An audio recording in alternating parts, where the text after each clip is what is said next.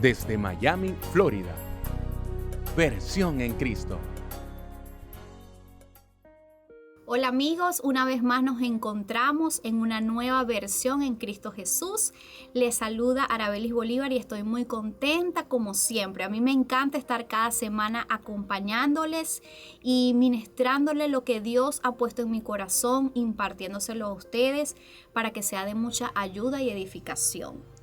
Quiero que nos conozcan, así que si estás viendo este video por primera vez, tenemos un video que ya se los voy a estar colocando acá mismo, donde les exponemos quiénes somos, qué es lo que estamos haciendo a través de las redes sociales y cómo predicamos el Evangelio a través de todas nuestras redes en Facebook, Versión en Cristo, en Instagram, @Versión en Cristo y en YouTube también nos encuentras. El tema de esta semana, así como lo están viendo, el hermano pródigo. Y esto proviene de una revelación de verdad que tuve hace muy poquito sobre esta parábola del hijo pródigo, la que hemos escuchado muchas veces, la hemos leído, ¿verdad? Hemos recibido tanta administración de esta palabra. Hay videos por allí en el internet sobre esta parábola, hay películas incluso, hay mucho material porque ha sido una de las palabras, creo yo, que más se menciona en la Biblia, una parábola que usamos mucho para llevar el Evangelio de Cristo a muchas personas. Pero yo siempre he dicho, ¿qué tal acerca de la vida del hermano del que nunca se habla? Leyendo un poquito por allí me he dado cuenta que muchas personas a veces dicen, no, es que el hermano tuvo una actitud muy fea contra su propio hermano, que era la misma sangre, de pronto se portó un poco egoísta, incluso en un momento de esta historia quería preguntarle al padre, tenía actitudes, rechazos de tantas cosas. Como todos somos humanos, todos caemos, todos fallamos.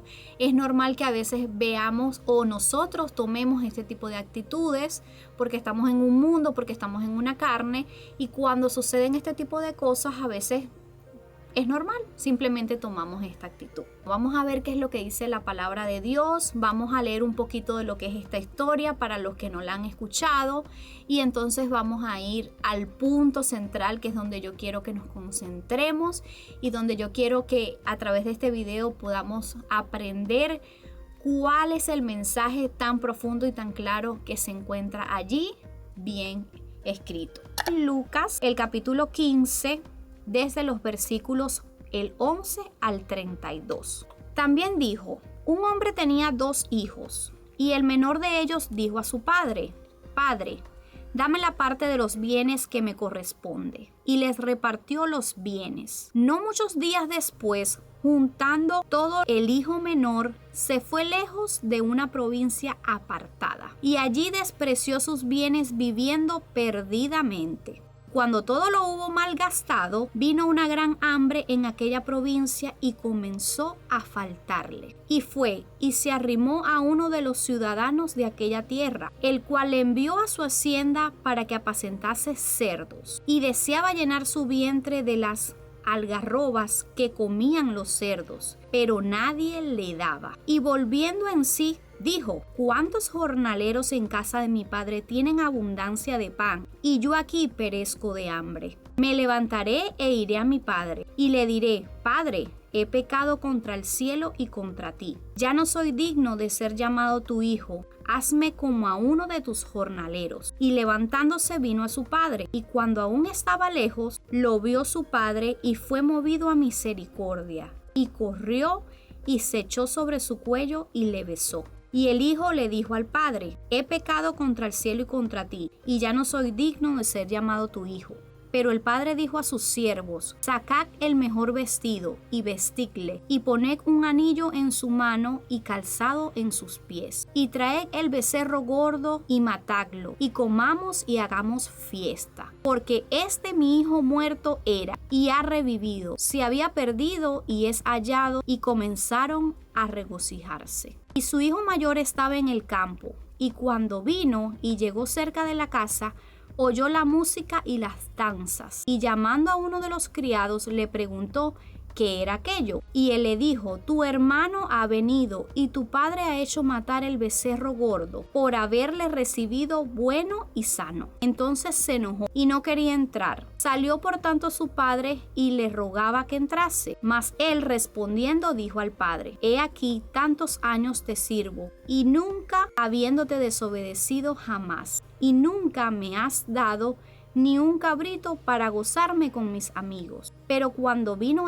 tu hijo, que ha consumido tus bienes con rameras, has hecho matar para él el becerro gordo. Él entonces le dijo: hijo, tú siempre estás conmigo y todas mis cosas son tuyas. Mas era necesario hacer fiesta y regocijarnos, porque tu hermano era muerto y ha revivido, se había perdido y es hallado. Estaba tratando de buscar un poquito el significado de lo que es la palabra pródigo para que pudiéramos entender un poquito en el contexto que estaba pasando en esta historia que Jesús quería ministrar a las personas que le estaban preguntando, como siempre, en ese momento acerca del reino de los cielos, bueno, y tantos misterios que se encuentran en él.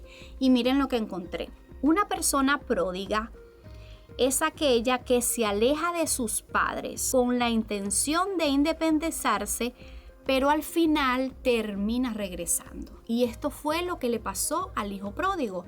Él simplemente quiso lo suyo, se fue de la casa y una vez que estaba lejos se dio cuenta que no todo el tiempo las cosas van a ser perfectas, van a ser eternas, que siempre va a haber un momento donde va a faltar algo y que es necesario el amor del padre, el calor de un hogar, la familia y tantas cosas. La actitud del hermano, como les estaba diciendo anteriormente, es una actitud que yo considero que es normal, porque a veces nosotros que nos quedamos de este lado y lo vemos incluso con personas que tienen supuestamente tantas bendiciones y nosotros decimos: Señor, pero ¿por qué si yo estoy de este lado, me porto bien, trato de obedecerte, cumplir tu palabra, entonces no recibo tantas cosas y esta persona que es así, mira todo lo que tiene? Entonces caemos como en ese vicio de estar comparándonos, no sabiendo que la misma palabra dice que bueno, hay muchos caminos que al hombre le parecen bien, que le parecen perfectos, pero ¿qué pasa?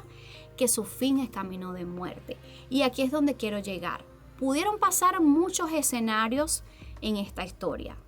La persona que siempre se va de casa, que se aleja de papá, del padre, del amor espiritual de Dios, puede enfrentar muchas consecuencias. No solamente comienza a perderlo todo, pierde el tiempo, pierde lo que más quiere, pierde las personas que tienen a su alrededor.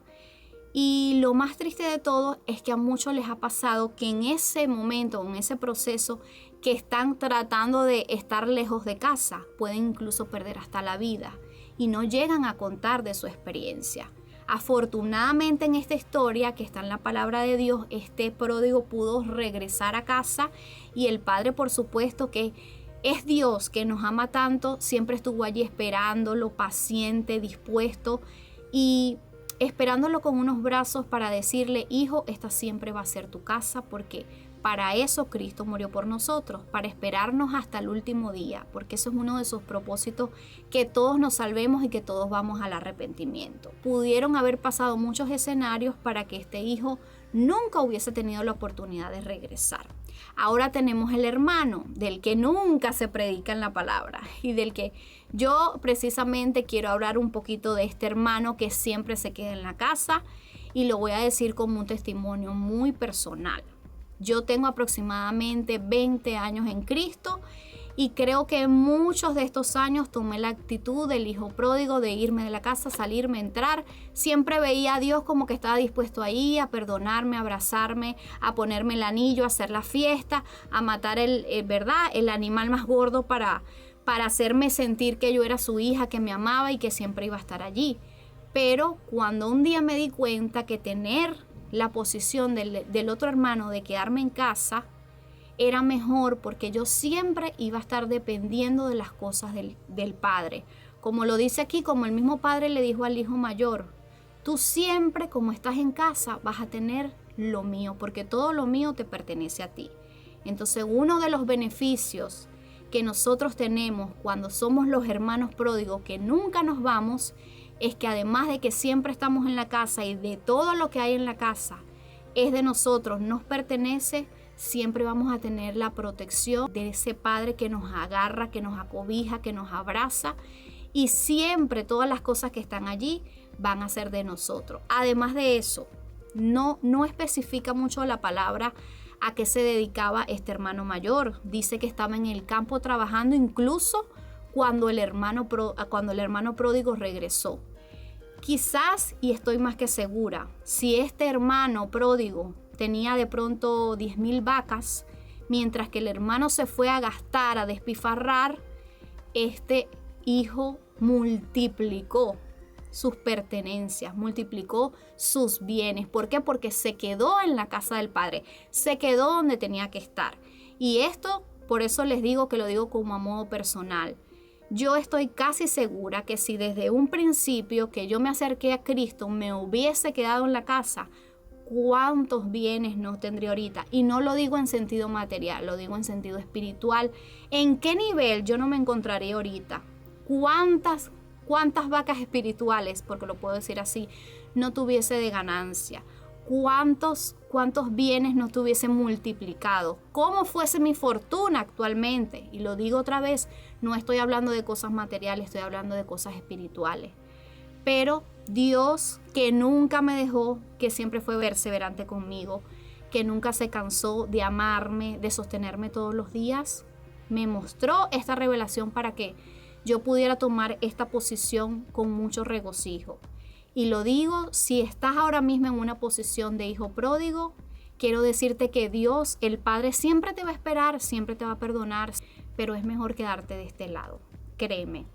Porque estando del lado del hijo mayor, vas a tener siempre todo a la mano. Vas a disfrutar de las bendiciones de Dios día tras día. No vas a tener que esperar una prueba, ni enfrentar algo bien difícil, ni caer, ni tocar fondo, como muchos a veces necesitamos, para poder entender cuál es nuestra verdadera posición en Cristo Jesús. Amigos, yo deseo que esta palabra sea de edificación para muchos de ustedes. Todavía estamos lamentablemente en tiempos de pandemia y lo que el Señor ha puesto en mi corazón es que este COVID ha tenido que afectar incluso hasta personas de la misma iglesia, porque si no era metiendo a estos siervos en un hospital, en cuidados intensivos, lamentablemente a veces no podemos entender lo que Dios nos está diciendo.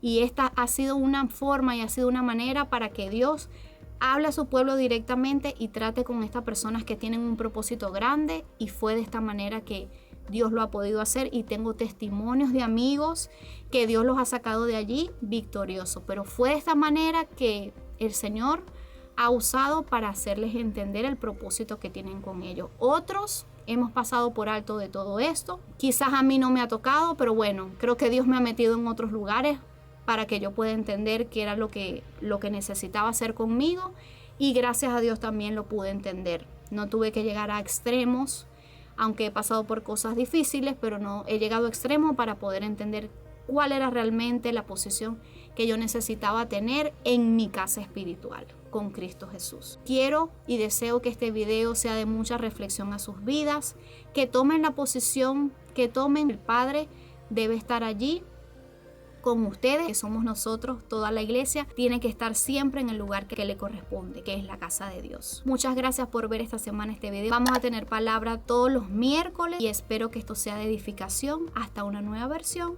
en Cristo Jesús.